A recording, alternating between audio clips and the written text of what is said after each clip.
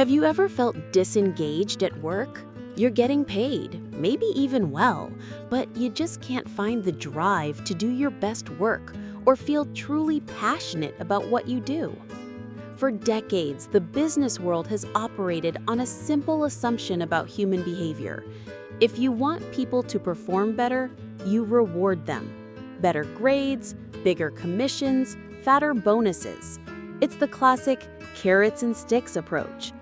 But what if that fundamental assumption is wrong?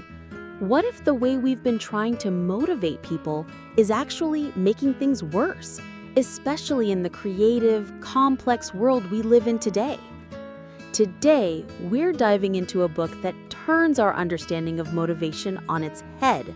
Drive, The Surprising Truth About What Motivates Us, by Daniel H. Pink. This book reveals a profound mismatch between what science knows and what business does.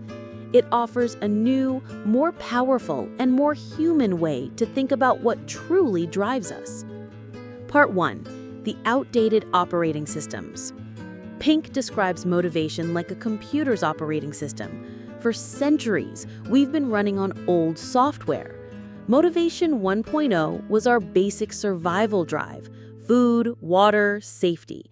It got us through early history, but it's not the whole story. Then came Motivation 2.0.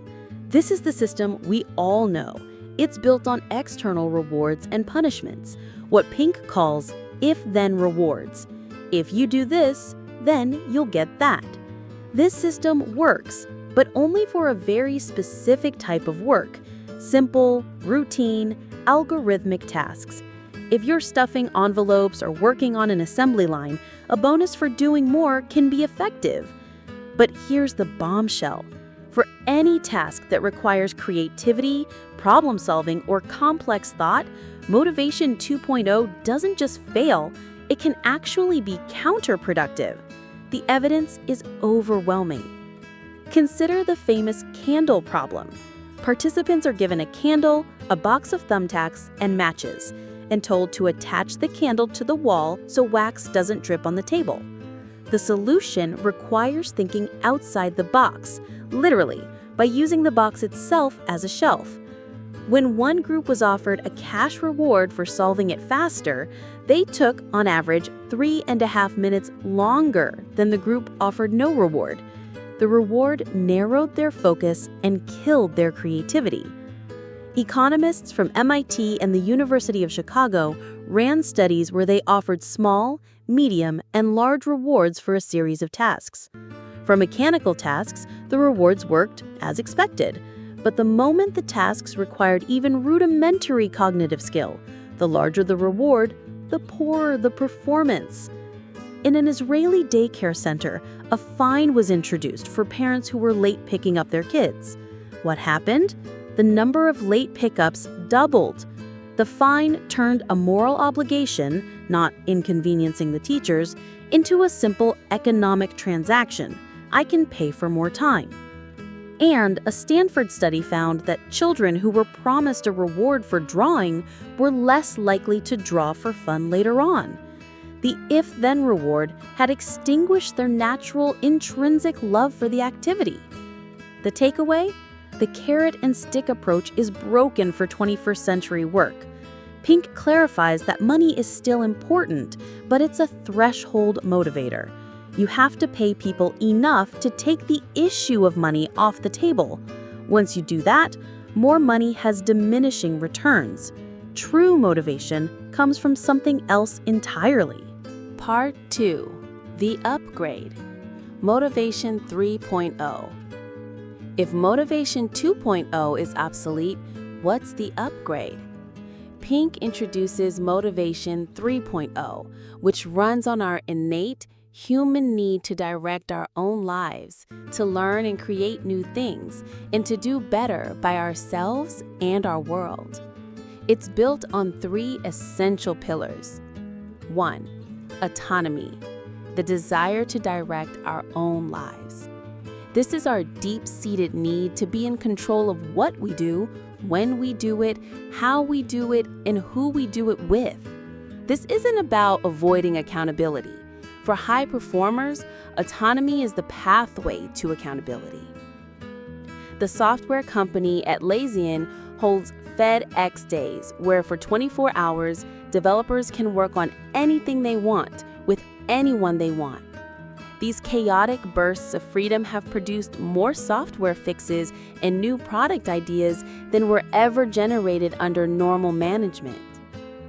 Google's legendary 20% time allowed employees to spend a fifth of their week on their own passion projects, which led to innovations like Gmail and Google News. At the online shoe retailer Zappos, customer service reps have complete autonomy. No scripts, no call timers. The result is legendary customer service in a highly motivated workforce. 2. Mastery. The urge to get better and better at something that matters. This is our innate desire to learn, grow, and improve our skills. The single greatest motivator on a day-to-day basis is making progress in meaningful work. Mastery isn't easy. It requires grit, effort, and deliberate practice. But the satisfaction of improvement is a powerful driver. Think of the open source movement. Highly skilled programmers built complex software like Linux and Apache for free. Why? They're driven by the challenge, the joy of creation, and the pursuit of mastery. Think of anyone who plays a musical instrument in their spare time. They do it for the intrinsic satisfaction of getting better, not for an external reward. A Harvard Business Review study on motivation found that progress was by far the top motivator at work. External incentives were barely mentioned. Number 3, purpose. The yearning to do what we do in the service of something larger than ourselves. This is the why. It's the desire to contribute to a cause greater than ourselves. When the profit motive is the only motive, things can go wrong. But when it's linked to a purpose motive, it can be incredibly powerful. A study at West Point found that cadets with intrinsic goals, like serving their country, had far more success in their careers than those with instrumental goals, like getting a good education for free. The founder of Skype said his goal was to be disruptive, but in the cause of making the world a better place. Steve Jobs famously wanted to put a ding in the universe. Companies like Tom's Shoes, with its buy one, give one model, have shown that you can powerfully combine profit with purpose. This is becoming even more critical as baby boomers enter encore careers, seeking meaning over money. Drive delivers a clear and powerful message.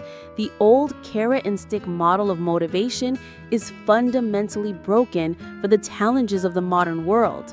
For complex, creative, and meaningful work, you can't bribe people into excellence. The secret to high performance and deep satisfaction is to tap into our third drive, our intrinsic need for autonomy, mastery, and purpose. The strategy is simple. Pay people enough to take money off the table and then create an environment that unleashes their natural drive to create, contribute, and excel. If this deep dive into the science of human motivation has sparked something in you, then you're in the right place. That's what we do here at The Book Whisperer. We break down powerful, life-changing books to give you the tools you need to solve real-world problems. Make sure to subscribe so you don't miss our next breakdown.